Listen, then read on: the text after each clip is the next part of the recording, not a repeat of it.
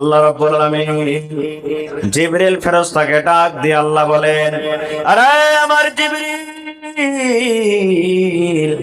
যাও যাও যাও, আমার নবীর কাছে কোরআনের মধ্যে একটা সূরা আছে, যে সূরাটার নাম হলো সূরাতুল কাহফ। ওই সূরাটা নিয়ে তুমি আমার নবীর কাছে চলে যাও। এবারে জিবরিল আমিন এলেন, আসার পর নবীকে বললেন, নবী গো, আল্লাহ রাব্বুল আলামিন আপনার পরে একটা সূরা নাজিল করেছেন, একটা আপনাকে সূরা দান করেছেন। কি সূরা? বিসমিল্লাহির রহমানির রহিম। ইন্না আনজালনাহু ফি লাইলাতিল কদর ওয়া মা আদরাকা মা লাইলাতুল কদর। লাইলাতুল কদর খায়রুম মিন আলফি শাহর। তানাজ্জালুল মালাইকাতু ওয়ার রূহ ফিহা বিইذনি রাব্বিহিম মিন কুল্লি আমর। সালামুন হিয়া হাত্তা মাতলাইল ফাজর। নবীজি যখন কোরআনের আয়াতটা পড়লেন, নবীজি যখন নবীর পরে যখন সূরাটা নাজিল হলো, আল্লাহর নবী মুচকি হাসি দিয়ে দিলেন। এবার নবীজি তাড়াতাড়ি করে মসজিদের ভিতরে চলে গেলেন। সাহাবায়ে কেরাম বসে আছেন। আল্লাহ রাসূল বলছেন, ওরে আমার সাহাবীরা, তোমরা খুশি হয়ে যাও, তোমরা খুশি হয়ে যাও, তোমরা রাজি হয়ে যাও। এই যে তোমরা আলোচনা করছিলে, এক অপরকে তোমরা বলা বলি করছিলে, আমাদের বয়স হলো কম, আমাদের সময় হলো কম, আমরা নেকিতে পিছিয়ে যাব। এই আমার সাহাবীরা শুনে নাও, আল্লাহ রাব্বুল আলামিন তোমাদেরকে একটা এমন অফার দিলেন, আল্লাহ রাব্বুল আলামিন তোমাদেরকে একটা এমন খুশখবরি দিলেন। ওরে সুবহানাল্লাহ, তোমরা খুশি হয়ে যাও, তোমরা খুশি হয়ে যাও, তোমরা খুশি হয়ে যাও। কি অফার? এবার নবীজি ওই সাহাবীদের সামনে সূরাতুল কাদার নবীজি তেলাওয়াত করে দিলেন। তারা আরবি বুঝতেন তো, আরবি চলে না, চলে না। মাদানী সিম আমার বসে আছেন, এখানে বাংলাতে কথা বলবেন, ওখানে যেতে গেলে আরবিতে কথা বলতে হবে। আরবি কোরআন, আরবি জুবান, যেমনই সূরাটা পড়লেন সাহাবায়ে কেরাম খুশি হয়ে গেলেন। আমরা তো সবাই আরবি জানি না ভাই, না জানি? নমাজের সূরাটাকে তেলাওয়াত করছি আমরা, নমাজের সূরাটাকে পড়ছি, কিন্তু মুখস্থি আছে, কিন্তু তার মানে জানি না। তাহলে আল্লাহ রাব্বুল আলামিন এই সূরাতে কি বলছেন? রে দুনিয়ার মানুষ, আল্লাহ রাব্বুল আলামিন বলেন, ইন্না আনজালনাহু ফি লাইলাতিল কদর। আল্লাহ বলেন, দুনিয়ার মানুষ রে, আমি আমার পাক পবিত্র কোরআন আমি শাবে কাদারে আমি আল্লাহ নাজিল করলাম। এক মাস রোজা আছে, এক মাস রোজাতে আল্লাহ বলেন, দুনিয়ার মানুষ রে, আমি আমার কোরআনকে এক রোজাতে নাজিল করিনি, আমি আমার কোরআনকে 2 রোজাতে নাজিল করিনি, আমি আমার কোরআনকে 5 রোজাতে নাজিল করিনি, আমি আমার কোরআনকে 10 রোজাতে নাজিল করিনি রে বান্দা। আল্লাহ বলেন, রমজানের ভিতরে একটা রাত আছে, যে রাতটার নাম হলো লাইলাতুল কাদার। আল্লাহ বলেন, ওই লাইলাতুল কাদারে আমি কোরআনটাকে আমি নাজিল করে দিয়েছি। এবার আপনারা মনে মনে বলবেন, মাওলানা লাইলাতুল কাদার কাকে বলে? লাইলাতুল কাদারে কি হয়? লাইলাতুল কদর কখন আছে? আল্লাহ রাব্বুল আলামিন বলেন, এই দুনিয়ার মানুষ, ওয়া মা আদরাকা মা লাইলাতুল কদর। হে নবী, আপনি কি জানেন লাইলাতুল কাদার কাকে বলে? শাবে কাদার কাকে বলে? শাবে কাদারে কি হয়? আল্লাহ রাব্বুল আলামিন নিজে উত্তর দেয়া বলেন, লাইলাতুল কদরি খায়রুম মিন আলফি শাহর। শাবে কাদার হলো 1000 মাস থেকে বেশি উত্তম। নারে তাকবীর। শাবে কাদার কত মাস থেকে উত্তম? লাইলাতুল কদরে খায়রুম মিন আলফি, আলফুন মানে 1000, শাহর 1000 মাস থেকে উত্তম। মানে আল্লাহ রাব্বুল আলামিন এই কথাটা বলতে চেয়েছেন, রে আব্দুল্লাহ, এই আব্দুর রহমান, এই জামশেদ, এই হালিমা, জায়েদা, জুবেদা, শুনুন, আরে দুনিয়ার মানুষ তোমরা শুনে নাও, এই শাবে কাদারে আমি আল্লাহ রাব্বুল আলামিন এত ফজিলত দান করলাম, এই শাবে কাদারে আমি আল্লাহ রাব্বুল আলামিন এত কিছু দিলাম। 1000 মাস 83 বছর 4 মাস হয়। 83 বছর 4 মাসের ইবাদত বندگی করে জানে কি হবে? আল্লাহ রাব্বুল রাব্বুল আলামিন এক রাতে তখনই আপনাকে নেকি দান করবেন। 83 বছর 4 মাসের ইবাদত বান্দেগি করে যা হয়, আল্লাহ রাব্বুল আলামিন শাবে কদরের একটা রাত্রি আল্লাহ রাব্বুল আলামিন তখনই নেকি দান করবেন। তাইলে বন্ধুরে, শাবে কদরটা হলো কি? 83 বছর 4 মাস থেকে উত্তম। শাবে কদরটা হলো কি? 83 বছর 4 মাস থেকে উত্তম। এবার আপনাকে বলবো, ধরেন যে আমরা 60 বছর বাঁচবো, একটা কথা, 60 বছরে 10 বছর ছোট কাল বাদ দিয়ে দিয়েন, বাঁচলো 50 বছর নাকি? হানা বলেন 50 বছর বাঁচলো। এবার 50 বছরে কয়টা রমজান আসবে? জোরে বলেন, একটু কথা বলেন। 50টা আসবে। এবার এক মাসের রমজানে একবার শাবে কদর হবে, আর একটা শাবে কদরে আপনি যদি পান তো 83 বছর 4 মাসের গুনাহ মাফ হলো। তো এক বছরে যদি 83 বছর 4 মাসের গুনাহ মাফ হয়, তাহলে 50 83 বছর কত হলো? আপনার একটু ভাগ করে দেখেছেন, গুনাহ করে দেখেছেন কত নেকি হলো? একবার সুবহানাল্লাহ পড়বেন না? জোরে পড়েন, সুবহানাল্লাহ পড়বেন না? বলবেন হাজি মাওলানা রাইটটাতে কি হয়? রাইটটাতে কি হয় কি মাওলানা?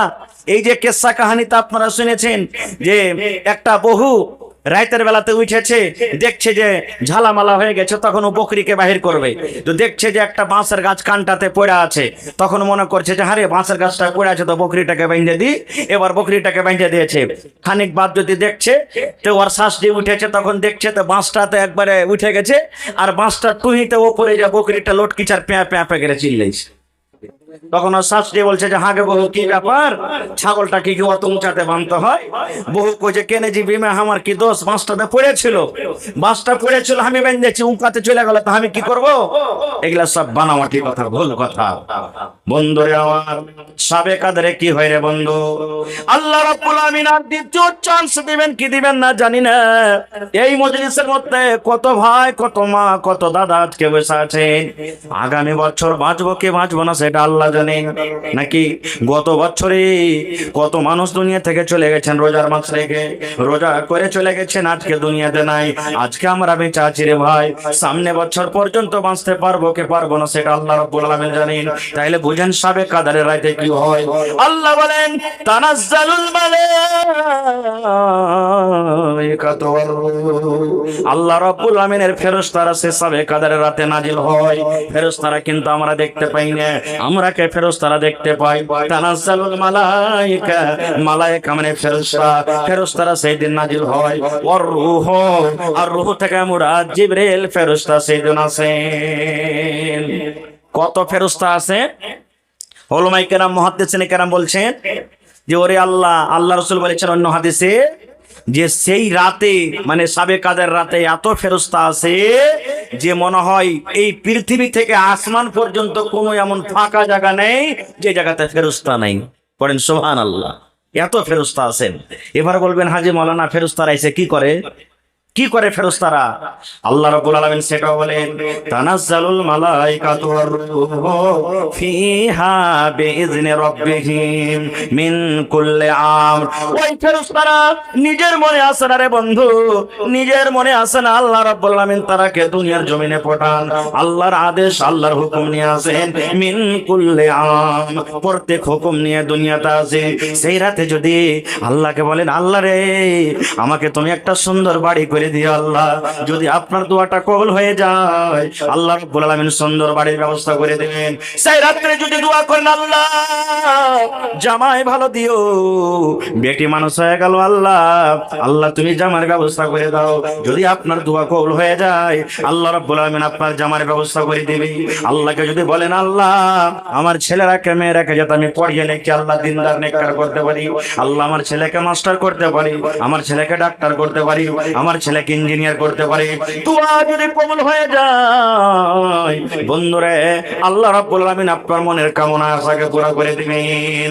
তাহলে সেদিন ফেরেশতারা এবং জিবরিল আমিন আছেন, কি নিয়ে আসেন? মিন কুল্লি আমর, আল্লাহ রাব্বুল আলামিনের সমস্ত আদেশ হুকুম নিয়ে আসেন। কতক্ষণ পর্যন্ত থাকে? হাত্তা মাতলাইল ফজরে, যতক্ষণ পর্যন্ত সূর্য না উঠে যায়।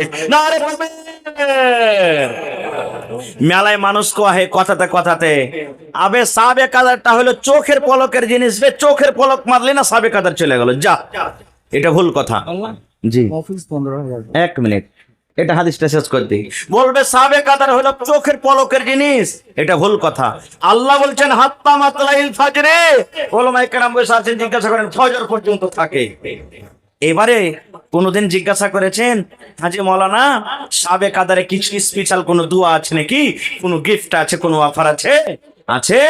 আল্লাহ নবীর স্ত্রী মা আয়েশা রাদিয়াল্লাহু তাআলা আনহা আল্লাহ রাসূলকে বললেন, ইয়া রাসূলুল্লাহ, আমি সাবে কাদার যদি পাইলি নবী গো, সাবে কাদারে যদি আলামত আমি দেখতে পাই, ওই সময় আমি কি দোয়া পড়বো গো নবীজি? ওই সময় আমাকে কোন দোয়া পড়তে হবে? সাবে কাদার যদি আমি দেখতে পাই, সাবে কাদার যদি আমি পাইলি, আমার নসিবে যদি আল্লাহ সাবে কাদারটা লেখেন, ওই সময়তে কোন দোয়াটা আমাকে পড়তে হবে?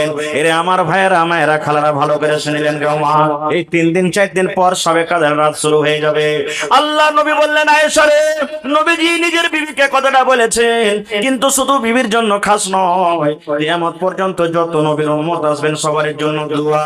জায়েদার জন্য এটা দোয়া, হালেমার জন্য দোয়া, খালেদার জন্য দোয়া, আব্দুল্লাহ আব্দুর রহমানের জন্য দোয়া, নর নারী কিয়ামত পর্যন্ত আসবে সবার জন্য দোয়া। নবী বললেন, আয়েশা রে, যদি তুমি সাবে কাদারে জাগো, সাবে কাদারে তুমি যদি জাগো রে আয়েশা, আর সাবে কাদারটা তুমি যদি পেলাও, তাহলে তুমি বারবার এই দোয়াটাকে তুমি পড়বে। একটু আমার সাথে আপনারা দোয়া করেন, আল্লাহুম্মা পড়েন, আল্লাহুম্মা ইন্নাকা আফুন তুহিব্বুল আফওয়া ফাফু আন্নি। একটু মুখ খুলে দোয়াটা করেন, আল্লাহুম্মা ইন্নাকা আফুন তুহিব্বুল আফওয়া ফাফু আন্নি। দোয়াটা মুখস্থ করে নেবেন। যদি না পারেন, বেটি পড়ালেখা আছে, বেটিকে বলবেন, বেটি রে সাবে কাদারের দোয়াটা শিখে যেত রে মা। বেটা পড়িতে জানে, বেটাকে বলবেন, বেটা রে সাবে কাদের জায়গার দোয়াটা আমাকে শিক্ষা দেবে বেটা। এ মুসলমান, তাও যদি না পারেন, এই যে দেখবেন যত মোবাইল ভাইরা আমার মোবাইল লাগিয়ে রেখেছে, কালকে সন্ধ্যা পর্যন্ত সমস্ত ভিডিওগুলো আপনারা দেখতে পাবেন। মোবাইল খুলবেন, আপনারা ভিডিও দেখতে পাবেন। আল্লাহুম্মা ইন্নাকা আফুন তুহিব্বুল আফওয়া ফাফু আন্নি, এই দোয়াটা পড়বেন, বারবার পড়বেন। মায়েরা খালারাকে বলবো, মাগে এই দোয়াটা যখন আপনি ভাত রান্না করতে যাবেন গে মা, তখন আপনি পড়বেন। মাগে আপনি বসে আছেন তখন পড়বেন। কোরআন তেলাওয়াত করছেন, মাঝে মাঝে দোয়াটাকে পড়ে দিলেন। নামাজ পড়ছেন, নামাজ পড়ে বসে আছেন, মাঝে মাঝে আপনি দোয়াটাকে পড়লেন। বলেন মাওলানা, এই দোয়াটার মানে কি? কি আল্লাহ রাব্বুল আমিন আল্লাহ রাসূল দোয়াটাতে বলতে চাই? এই দোয়াটার মানে জানেন রে মুসলমান? আল্লাহ রাসূল বলেছেন, আপনি আল্লাহকে বলেন, আল্লাহুম্মা, এ আল্লাহ, এ আমার রব, এ আমার প্রভু, আল্লাহুম্মা, এ আল্লাহ, ইন্নাকা আফুন, আল্লাহ তুমি গুনাহ খাতাকে মাফ করনে वाला। আমাদের গুনাহ মাফ করনে वाला কে? জোরে বলেন, আরো জোরে বলেন। আল্লাহকে বলছেন, আল্লাহুম্মা ইন্নাকা আফুন, এই আল্লাহ তুমি গুনাহ মাফ করনে वाला, তুহিব্বুল আফওয়া, আল্লাহ তাকে তুমি ভালোবাসো, তার গুনাহকে তুমি মাফ করে দাও। তাহলে আল্লাহ জি ফাফু আন্নি, আমি তোমার একটা গুনাহগার বান্দা, আমি একটা তোমার গুনাহগার বান্দি, আল্লাহ আমি একটা পাপে গুনাহগার বান্দা বান্দি, আল্লাহ তুমি আমাকে মাফ করে দাও। এই আল্লাহ তুমি হলে মাফ করনে वाला। আল্লাহর একটা সিফাতে নাম আছে গফফার। গফফার মানে আল্লাহ বেশি বেশি মাফ করনে वाला। আচ্ছা, এই বিশ্বাসটা আপনাদের আছে যে আল্লাহ হলেন মাফ করনে वाला? জোরে বলেন, এই বিশ্বাসটা আছে? আল্লাহ হলেন কে? মাফ করনে वाला। এই বিশ্বাস আছে না নেই? ভাই একটু মুখে খানি টেনে ভরা আছে নাকি আপনার? একটু জোরে কথা বলেন। বিশ্বাস আছে আল্লাহ হলেন মাফ করনে वाला? কেমন করে আল্লাহ মাফ করবে? বলবেন, হাজি মৌলানা চুরি করা গুনাহ মাফ করবে? জি। বলবেন, মৌলানা নমাজ যে ছেড়ে দিয়েছে ওগুলো গুনাহ মাফ করবে? জি। হাজি মৌলানা রোজা যে ছেড়ে দিয়েছে মেলা ওগুলো মাফ করবে? জি। হাজি মৌলানা জীবনে শিরক করে নিয়েছে মাফ করবে? জি। জীবনের সমস্ত গুনাহকে মাফ করবে। একটা হাদিস আপনারা শুনলেন, আল্লাহর রাসূল বলেছেন এক জামানাতে, এই হাদিসটা বলছি আমি শুধু, আল্লাহ কতখানি মাফ করনে वाला। এক জামানাতে একটা লোক ছিল, 99টা মানুষকে কাতাল করেছিল। কত মানুষকে? 100টা পড়তে কয়টা বাকি আছে? জোরে বলে, একটা। এবার দেখবেন আপনাদের এলাকাতেও আছে, ছোট কালে জুয়ানি কালে কিছু করেছে, কিন্তু যখন বয়সটা আস্তে আস্তে গড়ে তখন আল্লাহর ডর ভিতরে ঢোকে না। তো ওই লোকটা 99 মানুষকে কাটেছে, কাতাল করার পর তখন ওর মনে যে কি গেছে, তখন বলছে যে আল্লাহ এতটি লোককে যে আমি কাটনু বিনা অপরাধে বিনা গুনাতে, তা আল্লাহ তুমি আমার গুনাহ কি মাফ করবে না? তো কই কেমন করে মাফ পাবো? তখন একটা লোকের কাছে চলে গেলেন, যাওয়ার পর বলছেন যে ভাই আমি 99টা মানুষকে কাটেছি, ভাইরে আল্লাহ কি আমার গুনাহকে মাফ করবে না? ওর কতখানি জানা ছিল না ছিল, তখন বলছে তোর মতন পাপীকে আল্লাহ মাফ করবে না। করে 100টা লোককে তুই 99 লোককে তুই মার্ডার করেছিস, তোর মতন লোককে আল্লাহ মাফ করবে না। যেমন কথাটা বলা, ও কই যে শালা এমনও মাফ করবে না, তমনও মাফ করে না, তোকে দুনিয়াতে বাঁচাবো না। তালোয়ার ছিল গলাতে দিয়ে পুড়িয়ে দিলে কতটি, কত পড়লো? 100 পুড়ে গেল। আবার তখন হাঁটতে হাঁটতে চলে গেছেন আমার মৌলানার কাছে, মাদানী সাহেবের কাছে। যাওয়া পর তখন বলছে যে হাজি মৌলানা, আমি 100টা মানুষকে কাতাল করেছি। গল্প নয়, বুখারী শরীফের হাদিস বলছে আপনাদের সামনে। বলছে মৌলানা 100টা মানুষকে কাতাল করেছি, আল্লাহ কি আমার গুনাহ মাফ করবেন না? বলছে হ্যাঁ তোমার গুনাহ তো মাফ হবে, কিন্তু একটা শর্ত আছে। বলছে কি? বলছে জাইনে বুঝে তোমাকে আর মানুষকে কিন্তু কাতাল করতে হবে না, আর খালিস নিয়াতে তওবা করতে হবে। ভুল করে তোমাকে এই জিনিসটা গুনাহটা দোহরাইতে হবে না। আর তুমি একটা কাজ করো, নিজের এলাকা নিজের গ্রাম ছেড়ে চলে যাও তুমি পূর্ণিয়া। আর পূর্ণিয়াতে যাওয়ার পর ওখানে একটা, ধরেন উদাহরণ দিচ্ছি, যে পূর্ণিয়া তুমি চলে যাও, ওখানে একটা জায়গা আছে, ওখানে মসজিদে তুমি আল্লাহ বিল্লাহ করবে, তওবা ইস্তিগফার করবে, আল্লাহ তাআলা তোমার গুনাহকে মাফ করবে। যখন আশা হয়ে গেল, তালোয়ার খানটাকে ফেলে দিলে আর দিয়ে হাঁটতে লাগলো। সুবহানাল্লাহ। হাঁটতে হাঁটতে হাঁটতে ওরে আল্লাহ, যেমনই ধরেন গেড়াবাড়ি পর্যন্ত গেছে, গেড়াবাড়ি গেছে, তেমনি আল্লাহ তাআলা কাকে ডাকছেন? মালাকুল মউতকে ডাকছেন। মানুষের জান কবজ করছে কোন ফেরেশতা?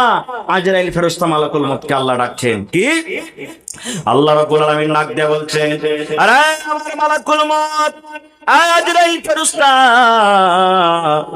এই আমার বান্দা 100টা লোককে মার্ডার করেছে রে, 100টা মানুষকে জবাই করেছে, 100টা মানুষকে কাতাল করেছে।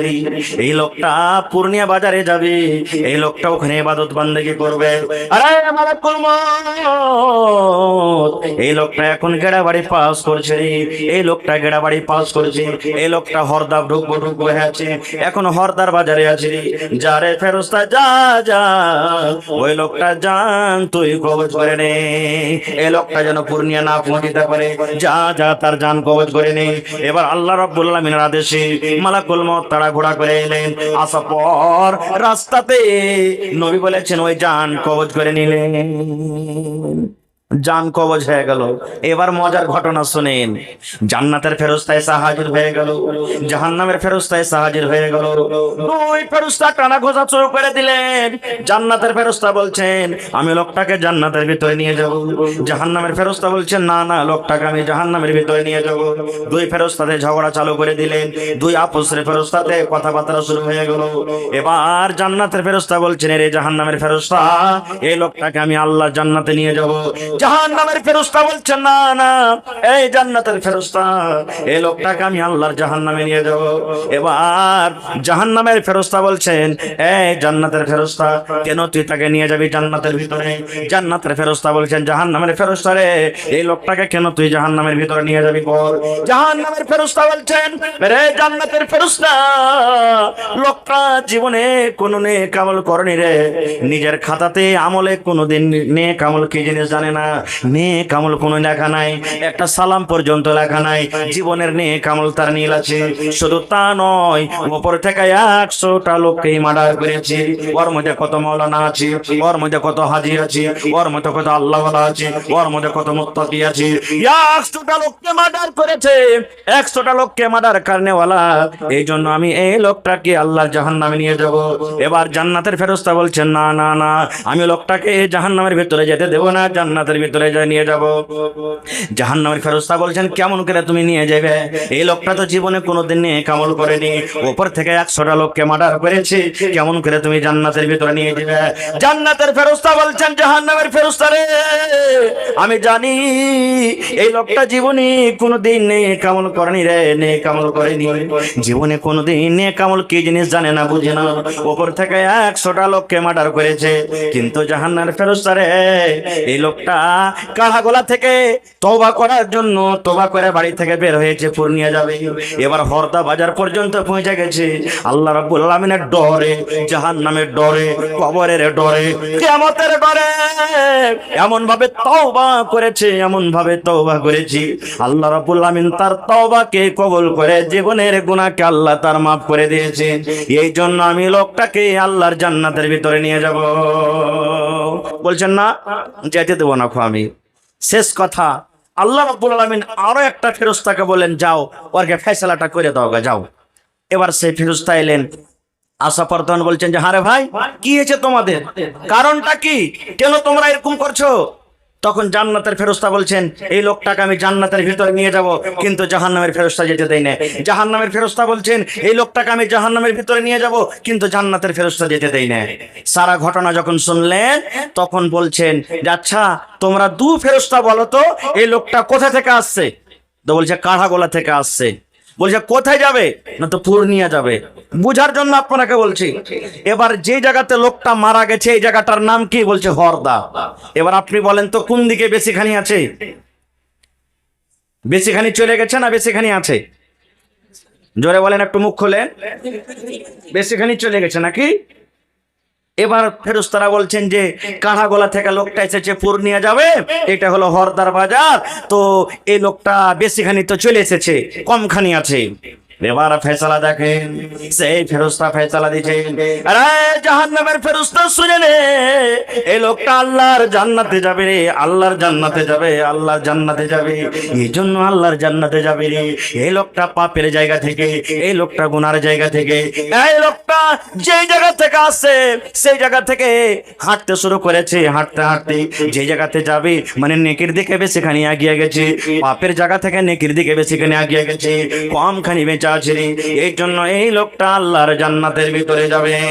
আরে মুসলমান, তাই আল্লাহ রাব্বুল আলামিন দেখেন কত বড় দয়াবান, আল্লাহ রাব্বুল আলামিন কত বড় গাফফার। আল্লাহ রাব্বুল আলামিনের দরবারে যদি সবে কাদের রাতে আল্লাহকে বলেন, মাবুদ রে, জীবনে আল্লাহ কত পাপ করেছে, কত গুনাহ করেছে, আল্লাহ কত জেনা ব্যভিচার করেছি, আল্লাহ দুনিয়ার কেউ জানতে না পারতে গেলে আল্লাহ তুমি জানো, দুনিয়ার কোন মানুষ আমার পাপের খবর না থাকতে গেলে আল্লাহ তোমার কাছে আছে।